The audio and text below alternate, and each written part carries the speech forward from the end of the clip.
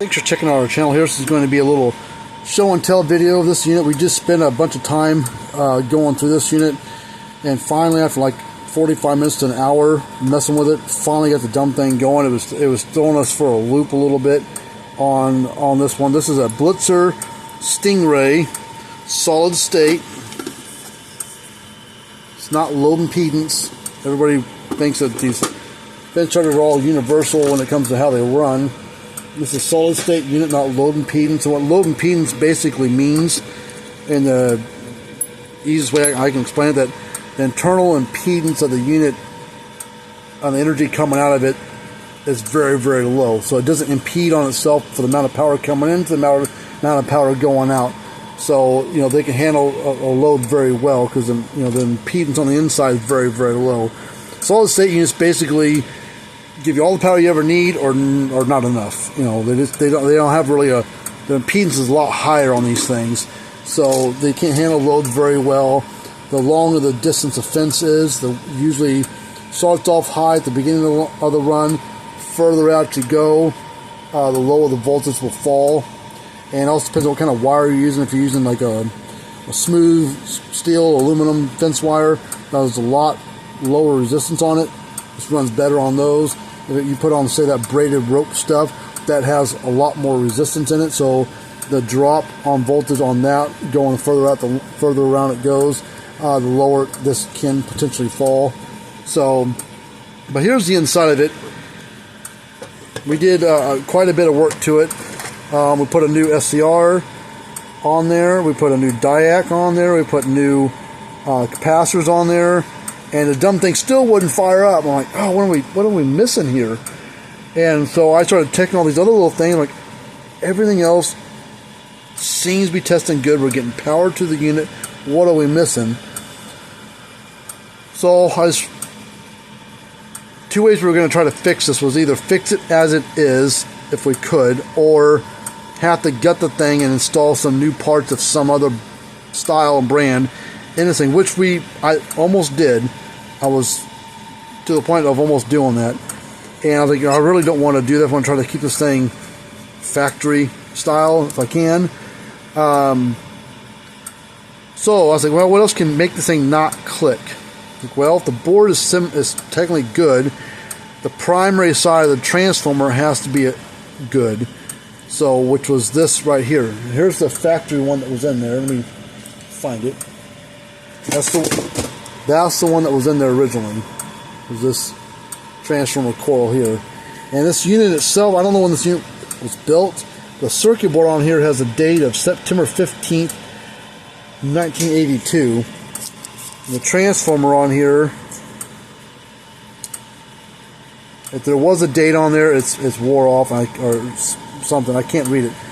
Well, the transformer sat in here like that, just like this. And it ran over to right here, and ran over to over there. So, oh no, right here. So I did a ohms check on it. It should have 0.1 to 1 ohm on the primary side of these transformers, and it's because it's just a closed loop to allow the board and everything to discharge its energy into the transformer. So if it's got a really high resistance or no resistance at all, all that energy gets stuck and can't be pushed through basically an open, you know, big air gap basically. So I tested it on the old transformer right across basically these two wires here, and I got nothing. I got no reading at all. I was like, well, maybe there's interference in the board somewhere. Maybe there's something in there that's not allowing this to read. So I snipped off the wires, left a little hang in there, so if I needed to solder them back on, I could, or at least I knew where the connections were. I trimmed them back, and then rechecked it, and still no ohms on it. I'm like, maybe this coils are a culprit. So I had to dig around and look, because I had to find a transformer that was designed for the solid state setup. So I grabbed like 5 different transformers. I found a good one, and it was made for a different brand.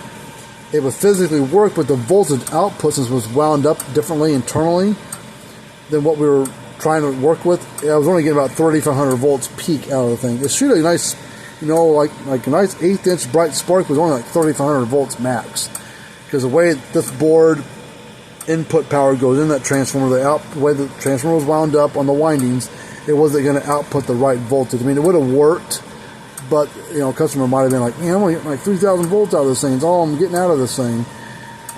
So well, let me go dig around. So I found 3 more transformers, all of them the same. They're like old stock of mine that we bought someplace.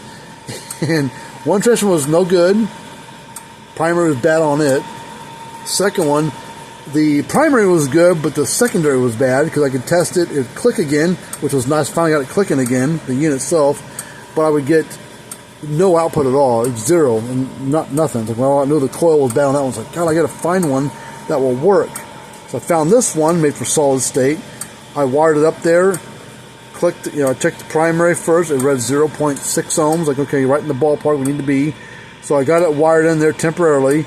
And before I had it all soldered up here in heat shrink, I tested across the secondary in like 9,000, 8,000 volts. I'm like, ah, we got her whooped now. So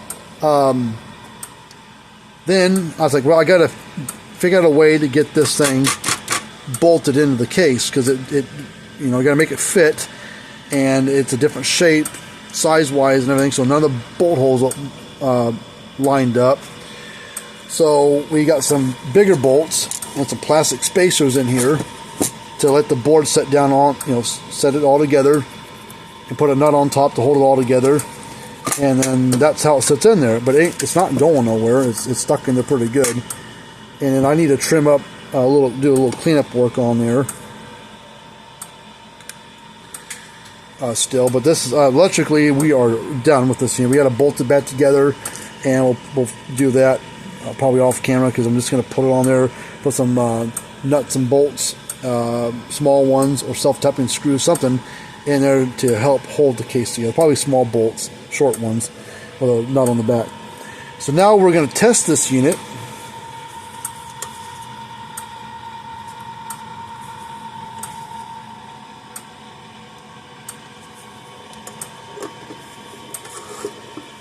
And the light does indeed still work. It's a little dim. Like, I think it needs to be changed. But it's a nightmare to change these things without breaking this lens there. But you can see it flash. It's just, you know, I'll show you. It's not that bright. I mean, it's not that dim. Well,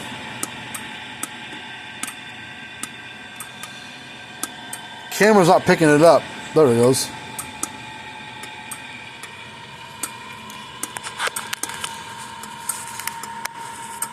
Turn off for a second.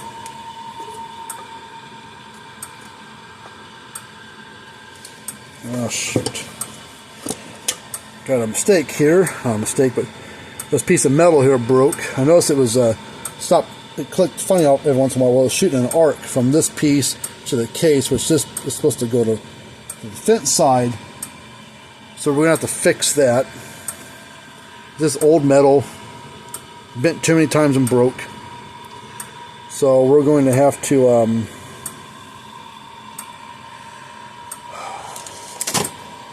fix that now. Well, good thing it happened now, not during transit back to the customer. Easy fix though.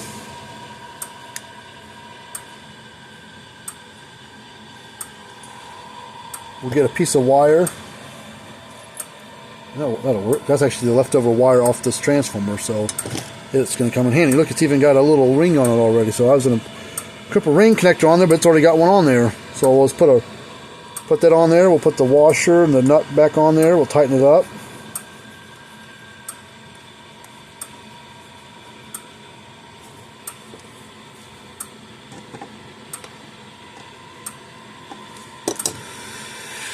And then we'll just put it down like that, so that way it stays there. I'll probably put a zip tie around right there as well after we do it. That way it helps keep it from moving and bumping into the case, because we don't want it to touch the case and ground itself out basically. So let's, this wasn't part of the plan, but it is what it is. We'll cut it right there. Cut it kind of long, so we have a little bit to play with.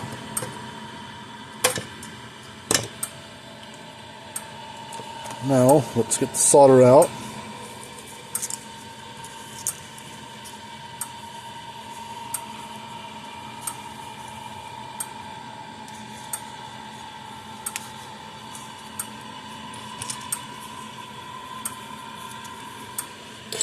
Add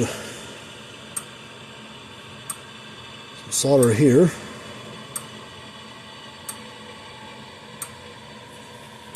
And we'll go over here. And since I'm probably going to cut this tab thing off, I really don't need it. Alright, and then it's going to be too darn hot to grab.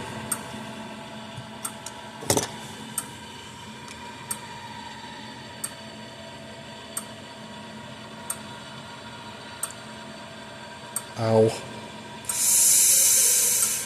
Oh, that's hot. Solder on is set at 800 degrees Fahrenheit. Or almost. Alright, let me get a small cable tie.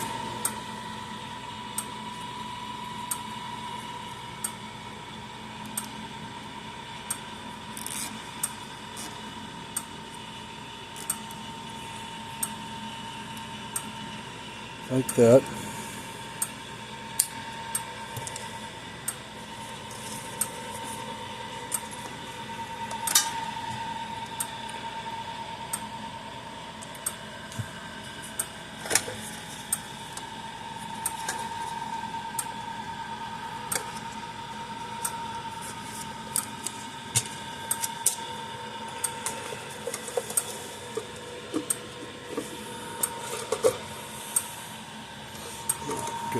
It's staying where I want it to. I'm making sure. Okay, let's plug this back in.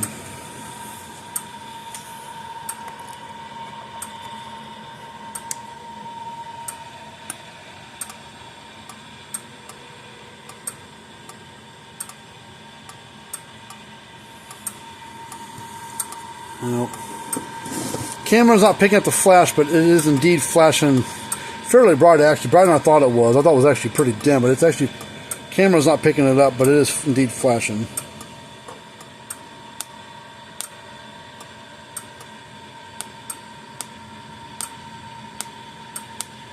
You got about a 1/8 to 1/4 inch spark between it. Now let's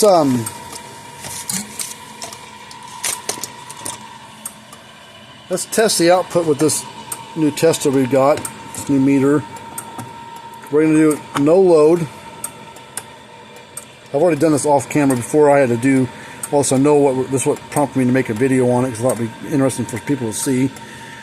Alright, so we're going to set the kilovolts and joules, so we'll see the kilovolts and joules on there. Well, with no load we don't see any joules because it's not doing any work. Turn it on. And we're not going to see any joules on it because this is a solid state unit. They weren't really rated in joules back in the day. We'll go across fence to ground. And we're getting like 9,000 volts out of it roughly. So, nice and hot. Now, let's put this over to 1,000 ohm load. Pretty low load in most aspects for most units. Turns down to 1,000. Next notch down from no load. This next one's down to 1,000. Now let's do a little work, which 1,000 ohms is not that much. Like we're in 1.4 kV at 0.22 joules, output joules. So this is only like 1/4 of a joule output, and that's under fairly low load. I mean, it's not a very hot unit on its own. Under a load, under stress, because see, the volts drop down to pretty low, what, 2,000 volts, whatever it was, 1.5, whatever it was, at 0.22 joules. So not a very stout unit, but you know, this thing's only designed to, you know, hit you, bounce you off, then it builds right back up again. So, yeah, if this had been a low impedance unit compared to this one today, you know, you can look at a half joule Zariba or Blitzer or whatever, or the new Blitzers, the new model Blitzers, like a half joule one. What's it? A 15 mile, 20 mile, 25 mile unit, whatever. You know, so not, you know, that's what it's, you know, kind of designed off of, what would be comparable to today. So not a very stout unit for what it's designed to do, but for what it can do. But what it's designed to do and its function behind it, it'll do a good job. I mean, you wouldn't want to run this on like 45 acres of fence or a heavily wooded area or an area where you get a lot of grass, you know, on it. And it's just going to fall on its face. But anyways, thanks for watching the video. We're going to bolt this thing back up together and call it done and send it back to the customer. And thanks for watching the video and subscribing if you haven't already. Hit the thumbs up button if you like to as well. And until next time, we'll see you later on.